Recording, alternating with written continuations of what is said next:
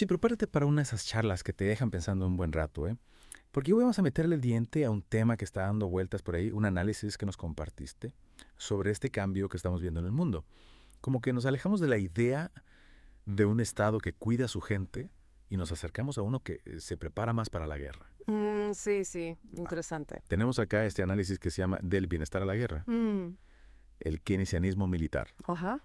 Y también tenemos la respuesta de Enrique Auregui a este análisis.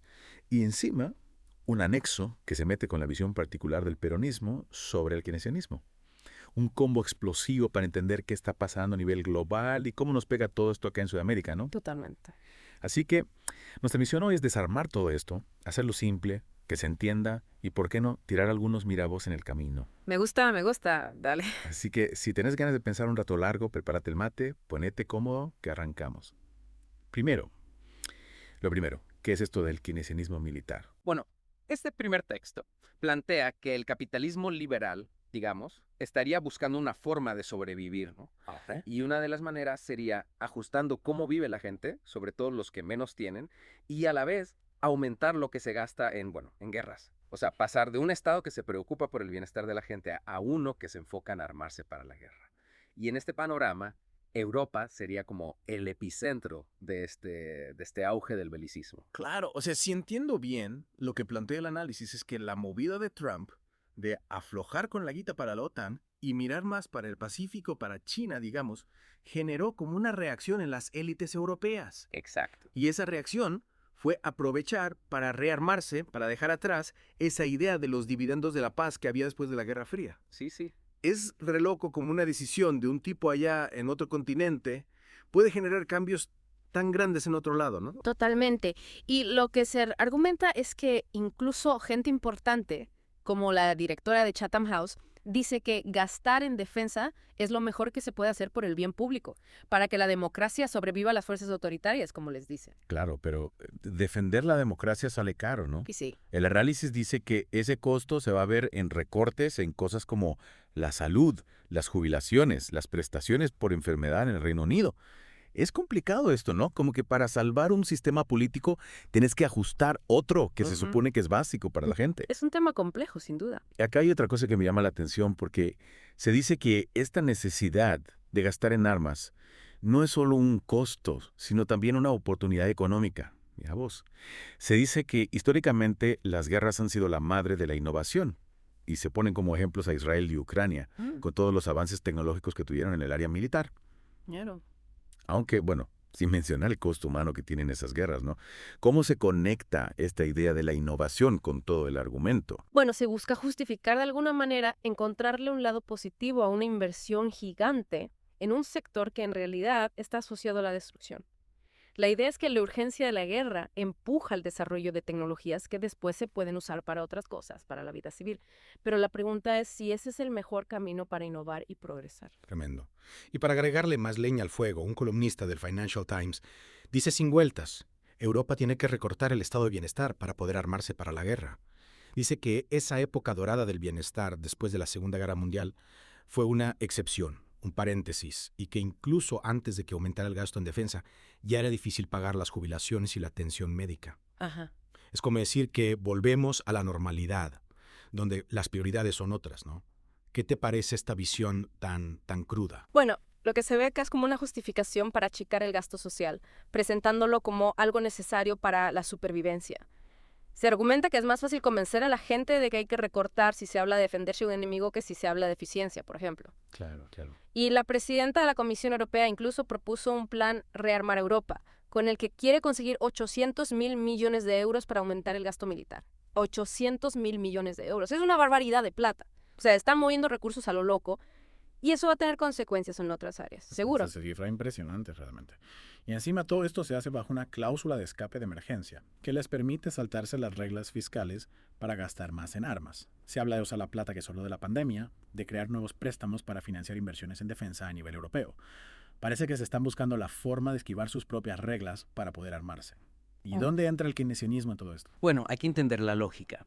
Algunos keynesianos dicen que gastar en armas puede ayudar a levantar una economía que está en crisis. Ponen el ejemplo de una fábrica de Volkswagen que está parada y que se podría usar para producir armas. Un economista keynesiano estaría chocho con eso. Se habla de la teoría del keynesianismo militar, de una economía armamentista permanente, para explicar por qué hubo tanto crecimiento económico después de la Segunda Guerra Mundial. Es interesante cómo se aplica una teoría económica clásica que se pensó para otro tipo de crisis, a este contexto tan particular, pero funcionó así en la realidad. Bueno, ahí está la crítica, ¿no? Porque se dice que no hay pruebas contundentes de que el auge económico después de la guerra se deba solo al gasto militar. De hecho, en países como el Reino Unido, el gasto militar bajó mientras la economía mejoraba. Se dice que la clave del crecimiento fue más la rentabilidad del capital que la inversión en armas. Entonces, esta idea del keynesianismo militar como el motor del crecimiento después de la guerra parece que tiene algunos agujeros. Sí, sí. Y además hay una pregunta ética importante acá. ¿Estamos de acuerdo con fabricar armas para matar gente solo para crear trabajo? Oh, eso es fuerte. Se critica mucho esta postura, diciendo que hay un montón de otras cosas que se podrían producir o servicios que se podrían ofrecer que también generarían trabajo, pero sin tener consecuencias tan negativas. Se cuestiona si producir armas realmente genera valor para la economía en general, más allá de la ganancia que tengan las empresas que las fabrican. Es una discusión ética profunda. Totalmente. Y hablando de perspectivas, pasemos a la de Enrique Auregui, que analiza este keynesianismo militar desde una óptica más nuestra, latinoamericana, tercermundista. Para él, esto no es algo nuevo en la región, sino que viene de la mano de las dictaduras militares y la desigualdad que siempre tuvimos. Es como mirar este fenómeno global con nuestra propia lupa, con nuestra historia y nuestras particularidades. ¿Qué nos dice Auregui sobre esto? Bueno, Auregui recuerda que el keynesianismo original buscaba que el Estado interviniera para salir de la Gran Depresión, invirtiendo en infraestructura y programas sociales para la gente. Pero después de la Segunda Guerra Mundial en Estados Unidos, el keynesianismo tomó un camino diferente. El gasto militar se convirtió en la herramienta principal para estimular la economía, y eso tuvo consecuencias negativas, como la reducción de programas sociales. Y Auregui resalta que esto no es algo neutral, sino que impacta directamente en la vida de la gente, especialmente en nuestra región. Y en Sudamérica, ese impacto se vio claramente en los años 60 y 70 con las dictaduras militares que usaban la guita para seguridad y represión, para controlar a la gente, muchas veces con el apoyo de Estados Unidos. Implementaron políticas que beneficiaban a las élites y recortaban el bienestar social. Acá vemos cómo el keynesianismo militar se mezcla con nuestra historia política, que es bastante complicada, y deja marcas profundas. Claro. Auregui se propone analizar cómo este enfoque económico afectó a nuestras sociedades, cómo contribuyó a la desigualdad y la represión. Busca entender qué pasó para que el estado de bienestar, que en muchos casos era bastante precario, se transformara en un estado más enfocado en lo militar. Lo que plantea es una mirada crítica a cómo las teorías económicas se usan en diferentes contextos y a veces los resultados son muy distintos a lo que se buscaba en un principio. Y hablando de adaptaciones, me llamó la atención este anexo que habla de cómo el peronismo en Argentina interpretó el keynesianismo. Si bien no lo adoptó tal cual, sí tomó algunas ideas centrales, como el rol activo del Estado en la economía a través del gasto público y la inversión. Lo adaptó a su contexto, buscando redistribuir la riqueza, proteger a los trabajadores y fomentar la industria nacional. Es interesante ver cómo una teoría económica se reinterpreta en un contexto político e ideológico tan particular como el peronismo, en qué se parecen y en qué se diferencian. Bueno, hay puntos en común importantes, como la importancia del gasto público para mover la economía. Pero hay una diferencia clave en el objetivo. El keynesianismo tradicional se centra en aumentar la demanda y el crecimiento general, mientras que el peronismo usaba el gasto para repartir la riqueza y cuidar a los trabajadores. También se destaca el rol del Estado en la economía, que para el peronismo iba más allá de corregir errores de mercado, incluía nacionalizar industrias importantes para el país. Lo interesante es cómo se adapta una teoría a las necesidades y objetivos políticos de un movimiento popular en un momento histórico particular. Y acá viene lo que más me intriga: la relación entre el keynesianismo militar y el peronismo. Se dice que durante los gobiernos de Perón se invirtió en la industria militar, no solo para la defensa, sino también como una forma de estimular la economía y fortalecer la soberanía del país. Pero ojo, esto no significó que se dejaran de lado los programas sociales, como sí pasó en otros lados. Parece que se buscó un equilibrio, un camino propio. ¿Cómo se logró eso y cuáles fueron los límites? Bueno, se lograron algunas cosas, pero también hay críticas al enfoque peronista. Problemas con la plata, inflación, mucha burocracia, dependencia del Estado y concentración de la riqueza en algunos sectores, a pesar de que se buscaba repartirla. También se habla de la influencia de otros países y los choques entre objetivos económicos y políticos. Hay que recordar que ninguna política económica, por más buena que sea, está libre de tener problemas y contradicciones.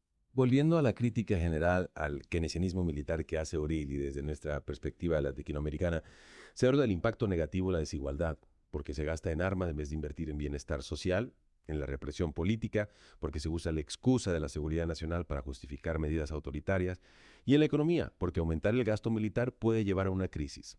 O'Reilly pone el dedo en la llaga sobre las consecuencias más graves que puede tener esta tendencia para la región. ¿Y qué propone como alternativa? O'Reilly propone invertir en educación, salud, desarrollar la industria nacional y la tecnología para depender menos de exportar materias primas y reformar la deuda externa para tener más autonomía económica. Estas ideas apuntan a un modelo de desarrollo diferente que priorice el bienestar de la gente y la independencia del país.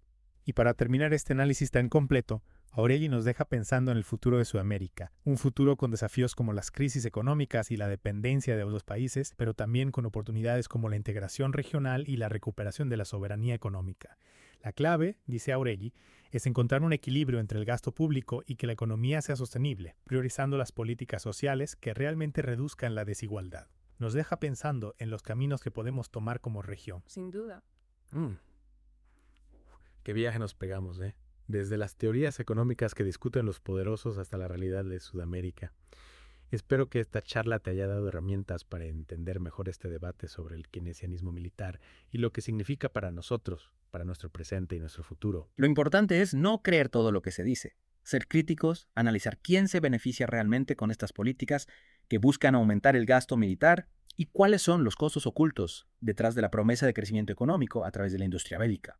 Siempre hay que preguntarse por qué se propone algo y a quién le sirve. Te dejamos pensando entonces, ¿qué camino queremos para nuestra sociedad? ¿Uno de bienestar para todos o uno de prepararse para la guerra? La respuesta está en nuestras manos, en las decisiones que tomamos como ciudadanos y como región. Tal cual. Gracias por escuchar Geopolítica, un podcast de Enrique O'Reilly. No olvides, apoya económicamente y difunde nuestro trabajo. Hasta la próxima.